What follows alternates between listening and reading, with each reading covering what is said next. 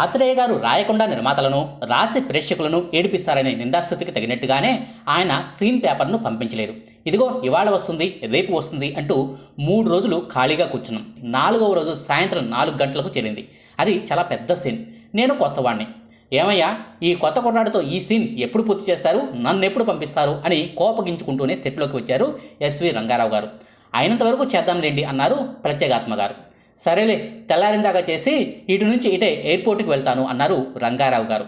రాత్రి 7:30 గంటలకు shooting start అయింది. నా పరంగా ప్రతి షాట్ సింగిల్ టేక్లోనూ ఓకే అవ్వటం, వెంటనే నెక్స్ట్ షాట్ పెట్టడం, మరలా సింగిల్ టేక్, మరలా నెక్స్ట్ షాట్, నమ్మండి నమ్మకపోండి. ఒకరోజు మొత్తం పట్టే సీన్ 2 గంటల్లో పూర్తయింది. షాట్కు నా వైపు మెచ్చుకోలుగా చూస్తున్నారు రంగారావు గారు.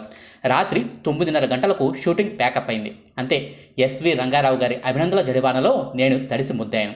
నా వైపు చూసి నన్ను దగ్గరకు పిలిచి, రే అబ్బాయి వెళ్ళం, బ్రహ్మాండంగా చేసావురా, మొత్తానికి భలేవాడిని పట్టావయ్యా ప్రత్యేగాత్మ అంటూ యూనిట్లో ప్రతి ఒక్కరికి నా గురించి చెప్పారు రంగారావు గారు.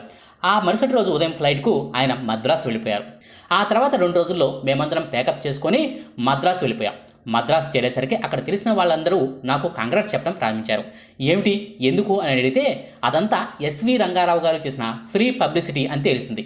ప్రత్యేగాత్మ భలే కుర్రాన్ని తెచ్చాడయ్యా, వాడి స్పీడ్, వాడి పర్సనాలిటీ చూసి నేనే అదిరిపోయాను, వాడు చాలా పెద్దవాడవుతాడయ్యా అని కనిపించిన ప్రతి ఒక్కరికి చెప్పడంతో పత్రికల వాళ్ళు దానిని ఆయన స్టేట్మెంట్గా హైలైట్ చేశారు. నా మనసు ఆ మహానటుడి పట్ల కృతజ్ఞతాభావంతో నిండిపోయింది.